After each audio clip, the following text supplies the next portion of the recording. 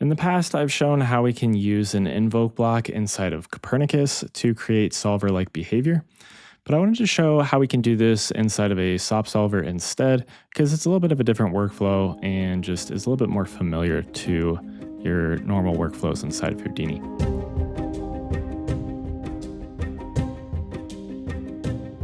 So I'm going to drop down a SOP create here, and I'm just going to set up a little basis of this, something very basic, and then you can jump on over to Patreon if you want to learn more about it. I'll go into some more complex setups there. But I'm going to set up the basis of this so that we can show how this is done. So CopNet, we're going to drop that down. And then we want to just drop something down here that is going to be our starting shape, basically. So I'm going to drop down an SDF setup, which all of that's going to do is just give us this recipe that drops down these two nodes. I'm going to create a marker and leave it on the asterisk just to give it a little bit of a more interesting shape to start off with. And this is going to be the basis of, all of your effects. So this is really all you need to know, and you can just play around with it. But if you want to learn more about specific setups, like I said, jump on over to Patreon and we'll look at it there. But I'm going to drop down our SOP solver. Let's drop down a null. We're going to wire the in. We'll call this out previous frame. And I'm going to move this down. And then I'm going to drop down a CopNet. We'll wire this into our out. Let's dive inside here. And we can drop down a SOP import and click this external SOP. This is where we're going to just select that previous frame null that we set up. And then we can drop down a geo to layer. And right away, we're not going to have anything. That's because we need to jump out to the top level here, come to our solver, and click Reset Simulation. Now, there are a couple of gotchas here that we need to just take a look at. Hopefully, they'll occur, and we can kind of observe them and how to fix them. But I'm going to create a new tab here, and I'm going to pin this. And I'm going to dive back inside and take a look at our CopNet. Oops, did not want to do that. So inside our CopNet here, we can start to do whatever we want with this. So if I wanted to drop down a blur and do something like an iterative type of a blur, I can wire that in here. And this is already giving us a little error here. Normally you don't see this outline here. So if we come back up to our solver here and click Reset Simulation, that's going to bring that back, and it's going to allow us to just press play here. And you can see that we don't really have a whole lot going on.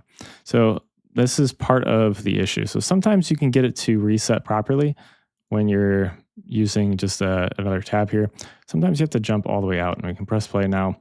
And now we get this sort of iterative blur here. So that's kind of one of the major gotchas of this. And I don't know kind of why this is happening, but it is something that does happen. So just be aware of that. The other thing that we need to do is this doesn't allow us to change the settings here and really kind of observe what's happening. Like I said, normally we don't have that view popping up. Normally it's just this blank screen here. So how we can get around this and see actually what's going on is by dropping down a switch, wiring in our object merge into our first input. So that's going to be the first input of our solver. Wire that into the first input of our switch, the CopNet into our second input. And then for our input for the switch, we want to just put $FF is greater than 1. And if I click on that, you can see at frame 1, it's going to be a value of 0. Frame 2 is going to switch over to that second input there. So that's just going to allow us to come into our CopNet here and mess around with this blur and see what's going on without having that disappearing. So again, if we come back to our solver here, if I reset the simulation, press play. Again, it's not going to happen here. I have to come back out here and reset. Now we get our iterative blur. So we can do other things with this as well. If I jump in here, I did a distort by slope. Can wire this into our source here. And we need to give it a noise. So let's give it a fractal noise. We'll wire this into the height. Let's mess around with the amplitude and some of these other settings here. Increase the size maybe. Let's also make it a 3D noise.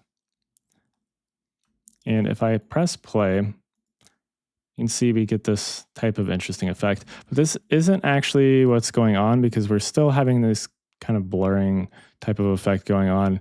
And if I come back up to our solver here, still have that little error going on. If I reset our simulation now, we should see what's actually happening. So you can see that we get this sort of interesting, almost like a dissolving type of effect. So again, sometimes you can get this to work where you have this pinned. Other times, for whatever reason, it doesn't want to work. So you may have to jump out to the top level of your solver, which can be a pain in the butt, but it is just one of the growing pains of working with this Copernicus that's still in beta. So hopefully this has helped you out. Like I said, I have another set of videos that I'll be posting on Patreon. If you want to learn more about more complex type of setups with the solver, I'm going to be going into that more on Patreon. You can jump over there and take a look at that. But this is kind of the basis of how this is going to be done. So this is how you set up the actual solvers themselves. So if you want to do any sort of complex effects, this is where you're going to start. Anyways, thank you guys for watching and have a good day.